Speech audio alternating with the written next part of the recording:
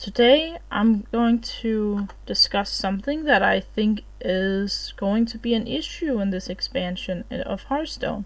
Now, I realize that I'm not a game designer or anything like that, and I usually don't really voice my opinions on these things, but there's some stuff in the recent expansion that has come up that I want to discuss today. The first thing I want to talk about is Infuse as a keyword.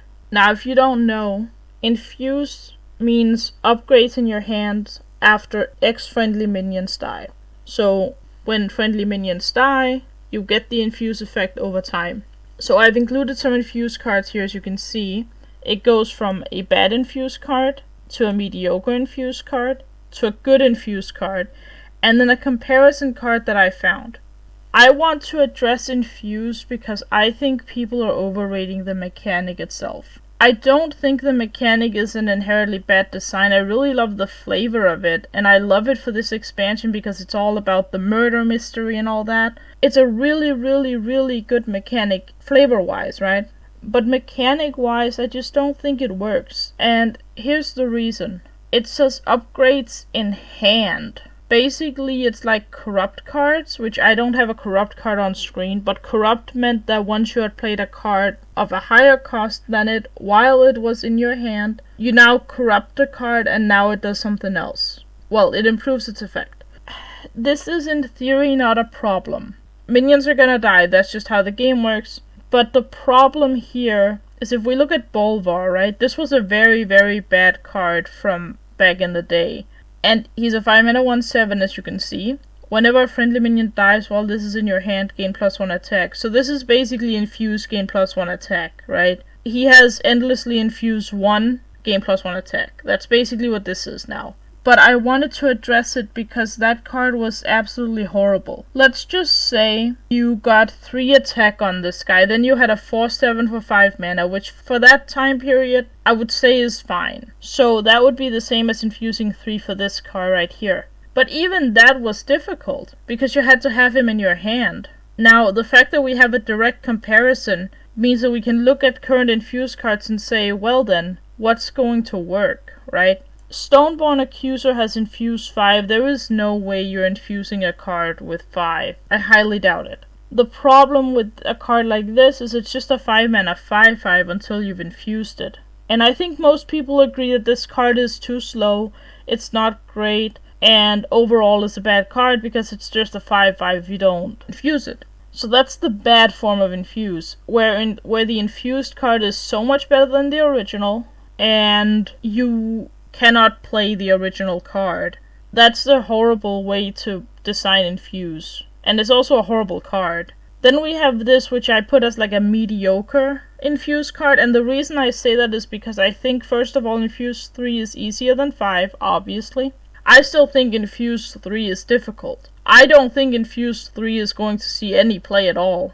I think you have to have Infuse 2 or less in order to even have it see any play. Now, I gave this like a mediocre rating in this because my thought process is that a 3/5 with Rush is like at least something. If you play it without it being infused, it's not as bad as a vanilla 5/5. So this is a mediocre card. But now let's talk about how to actually design Infuse. Spirit Nathria I is an amazing Infuse card because you can endlessly infuse him by 1. That means he doesn't sit in your hand and do nothing. He's decent base value, right? Not the best, probably don't want to play that. But you can endlessly infuse him, and every time he just like upgrades with 1, as you can see on the text down here, deal 6, endlessly infuse 1, deal 1 more, right? So that's how to design a good Infuse card, because you can always play the card without it being completely horrendous. Like this card right here, you don't want to play it before you've infused 5. At least with Bolvar over here, if you had only had, let's say,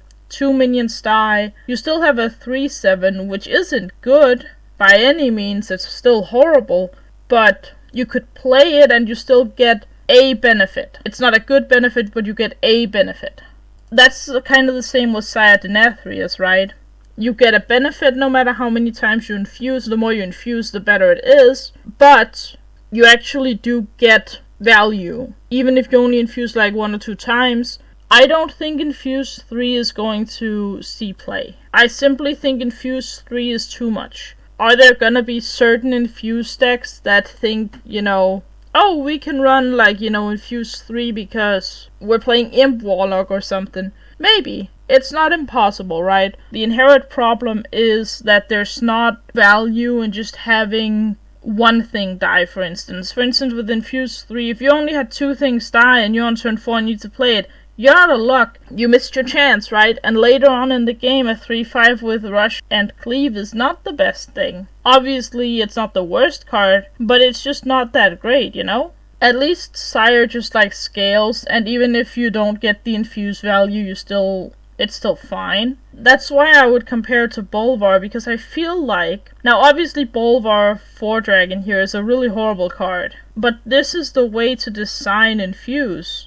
You allow things to infinitely scale with Infuse, kind of like what Bolvar does and what Spirit Nathria does. But then if you're gonna make commons, rares, epics with it, you probably make the effect a lesser effect, right? Let's be honest, Bolvar here, this effect could be on an epic or a rare no problem, because it's not really that much of a legendary effect, you know what I mean? Yeah, it gains attack, but that's just a hand buff card. That's fine. That's the point, is I feel like Infuse just kind of missed the mark for the most part. Spirit Nathria is great, but other than him, it's well, I don't know, man. I see these cards as very overrated. Let's move on to the next thing. Spirit Poacher, the most problematic card in the expansion. Now, as you can see, I have put Spirit Poacher here, and then we have all the different spirits, right? And then I put Keleseth in here. You might think, what? Keleseth has nothing to do with this. He actually does. What Keleseth has to do with it all is high roll on turn 2. And that's kind of the problem with this. Let's imagine this. It's turn 1, coin, Spirit Poacher. And you roll the Stack Spirit in a 1 out of 3 roll. That means on turn 4, you're getting a 4-2 weapon and a 5-4. That is very, very strong. I highly doubt that this is gonna be fun to play against. Is it overpowered? No. I'm gonna say it's not. It is a strong card. It's a very strong card, and I think it is a deck-defining card. Just as Keleseth was back in the day, he was a really strong card on turn 2. Other classes could play it as well, but Rogue was infamous with it. But this is the Hunter version of Keleseth.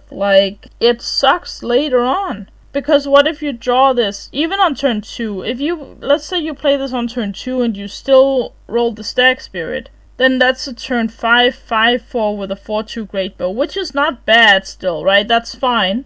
I'm gonna go ahead and say that's probably great. If you play this coin from turn 1, it's amazing, and if you play it on turn 2, it's great. If you play it on turn 3 and you roll the Stack Spirit, now you're falling behind. And that's the problem with this card, is if you play this card later on, the Stack Spirit is now a low roll. That's a horrible card design in my opinion.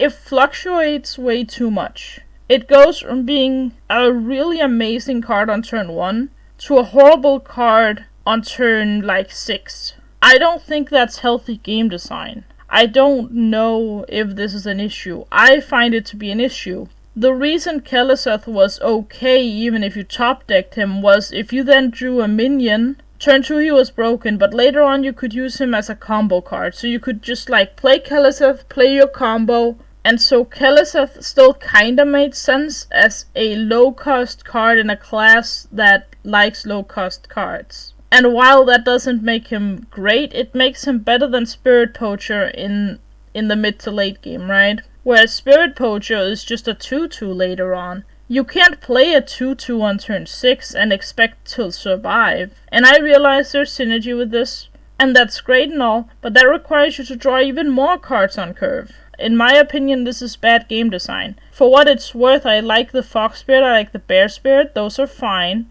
But I don't think this third option should exist. I think instead of Battlecry summon a random dormant wild seed, I think you should say summon a random wild seed, and then you would have either the 1-drop, the 2-drop, or a 0-mana 1-1 that summons immediately. Does that make the card worse? Yes. It makes it way worse. It makes the wild seed package way, way worse. But it makes it way more fun to play against by just removing the dormant for 3 turns. And the fact that it goes from the 3-drop being a high roll to the 1-drop being a high roll over the course of the game, I think is bad design. Is the card inherently overpowered? No, because it falls off in the late game. So the card technically is balanced, but it's balanced in such a way that it makes it unfun to face and unfun to play with. Like, it doesn't make it fun for anybody. That's why this card is so annoying to me. When I saw this, I was immediately like, I'm gonna need to make a video on this and why this is bad. 'Cause it's not a bad card, but the idea is just really horrible for turn 2. You can't have a high roll effect on turn 2. Not this much of a high roll effect. I'm okay with the Bear Spirit being the high roll of the card.